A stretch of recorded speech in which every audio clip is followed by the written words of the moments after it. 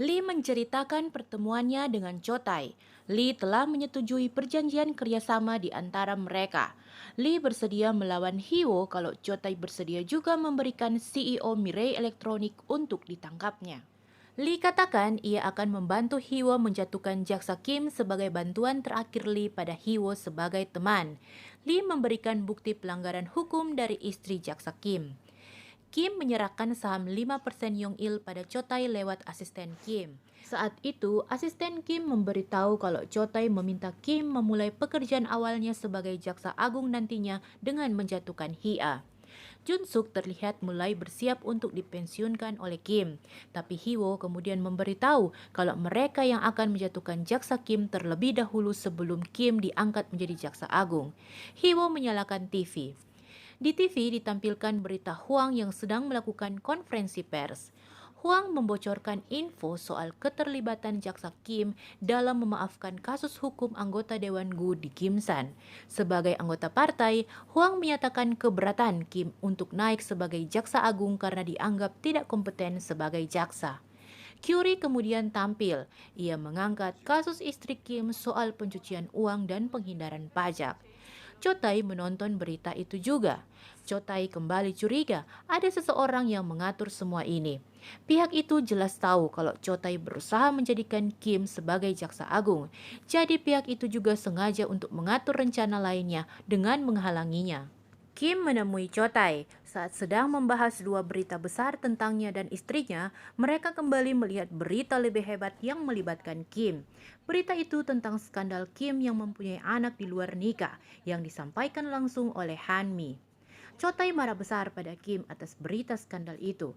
Chotai tahu kalau ia sudah tidak bisa membuat Kim menjadi jaksa agung lagi. Setelah menerima kabar dari Hanji, Hyo menghubungi penyidik O soal jaksa Kim. Penyidik O memberitahu bukti kalau anggota Dewan Gu pernah bertemu dengan jaksa Kim dan juga pernah membeli lukisan mahal dari galeri istri Kim. Hyo menyambut jaksa Kim. Hyo meminta maaf. Kim pun pasrah dan Hyo pun segera menangkap Kim. Hyo menginterogasi Kim. Saat Hyo mematikan kamera, Hyo memberitahu kalau kasus pelanggaran hukum Kim diketahui Jun Suk juga dirinya. Begitu pula soal daftar nama anggota dewan yang terlibat kasus suap yang pernah dirubah Kim. Saat ini dirinya telah diminta Chotai untuk menjatuhkan Kim, jadi akan sulit bagi Kim untuk bisa lepas dari jeratan hukum. Kim katakan semua tindakannya itu atas perintah Chotai. Hyo pun bertanya, apa Kim berniat menyeret nama Chotai sekarang? Kim diam. Hyo kemudian mencoba menjelaskan tentang tindakan Hanmi. Hyo mengingatkan Kim kalau mereka pernah bertemu saat Kim datang menyelamatkan Hanmi di ruangan kepala polisi. Hanmi adalah teman baik Hyo. Hyo berharap Kim mengerti kalau tindakan Hanmi membocorkan identitasnya sekarang bukan suatu keputusan mudah bagi Hanmi. Sepertinya Hyo tidak ingin Kim membenci Hanmi karena konferensi persnya itu. Hyo menyalakan kamera lagi. Saat itu juga, Kim segera mengakui tuduhan pada dirinya. Chotai menonton konferensi pers Hyo dari hasil penyelidikannya pada Kim. Saat itu, Chotai meminta Hanji menemukan kelemahan Hyo. Chotai meminta Hanji menyiapkan perangkap untuk Hyo supaya Chotai bisa mengontrol Hyo. Chotai kemudian bertanya siapa kandidat terbaik untuk menjadi jaksa kepala menggantikan Kim saat ini. Asisten Kim menyarankan nama Jun Suk. Chotai pun meminta mengatur pertemuannya dengan Jun Suk. Junggi menemui Chotai. Pada saat itu, Chotai memberitahu kalau Junggi yang akan menjadi jaksa agung. Chotai juga meminta Park Ho segera mengambil alih JQ Construction karena bisnis konstruksi itu dianggap Chotai akan membawa keuntungan bagi mereka. Selanjutnya, Chotai menemui Hia untuk mengajak kerjasama. Chotai menyinggung soal pengusutan pajak pada Chunha yang masih terus berjalan. Sepertinya Chotai masih berniat membuat kakak pertama Hia menjadi pimpinan Chunha dan meminta Hia mengalah.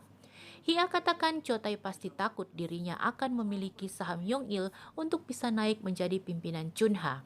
Hia dengan berani katakan ia tidak takut dengan ancaman Chotai. Ia menolak kerjasama itu. Chotai mengundang Jun Suk dan meminta Jun Suk untuk bergabung dengannya. Sebagai imbalan, Chotai akan menjadikan Jun Suk jaksa kepala dengan syarat Jun Suk harus menjatuhkan anggota Dewan Huang, memutuskan hubungan dengan rekannya selama ini, dan menjadikan Kang Jin tangan kanannya. Setelah pertemuan dengan Chotai, Junsuk mulai terlihat banyak merenung. Junsuk kaget saat Sungho memberitahu kalau Junsuk berada di daftar yang berpotensi menjadi jaksa agung. Banyak jaksa yang akan mendukungnya. Junsuk kemudian melihat profil dari Huang. Chotai berbicara dengan asisten Kim. Ternyata Chotai sengaja meminta Junsuk menjadikan Kang Jin tangan kanan karena tahu hubungan yang buruk antara Junsuk dengan Kang Jin.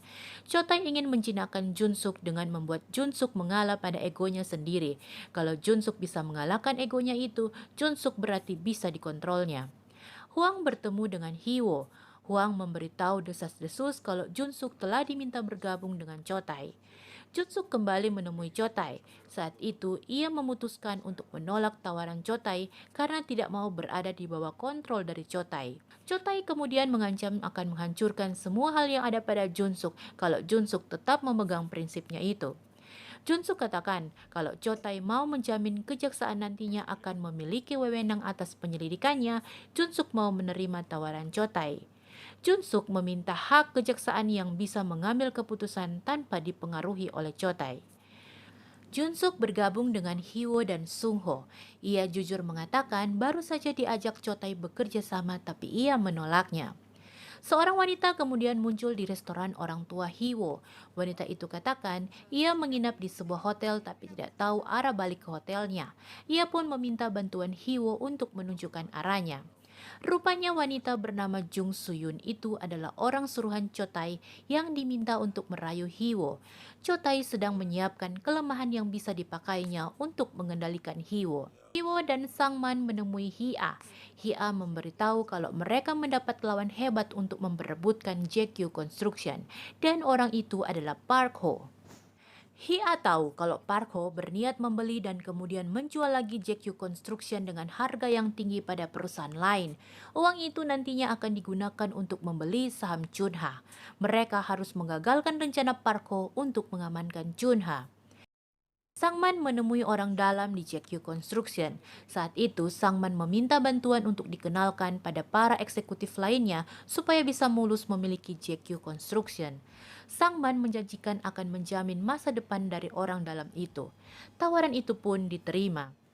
Anak buah melaporkan pada Park Ho kalau seseorang yang bernama Sangman memberikan penawaran atas JQ Construction sebesar 300 juta dolar. Park Ho marah dan meminta menaikkan harga penawaran mereka supaya bisa memenangkan JQ Construction. Hiwo kembali membahas tentang rencana mereka untuk menjatuhkan Park Ho di Bank Bando dengan Junsuk dan Sung Ho. Tapi yang mengherankan, Junsuk kali ini tidak bersemangat seperti sebelumnya. Ia malah meminta mereka menundanya dan menunggu waktu yang lebih tepat. Hiwo menemui seorang direktur pengawas keuangan.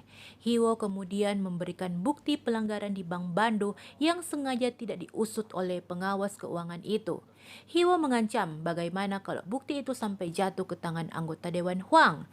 Hiwo pun meminta kerjasama dengan direktur itu supaya kasus itu tidak bocor. Anak buah melapor pada Park Ho lagi kalau saat ini mereka tidak bisa menarik uang dalam jumlah yang besar karena mendapat perintah dari pengawas keuangan. Itu artinya mereka hanya memiliki uang sebesar 250 juta dolar untuk saat ini.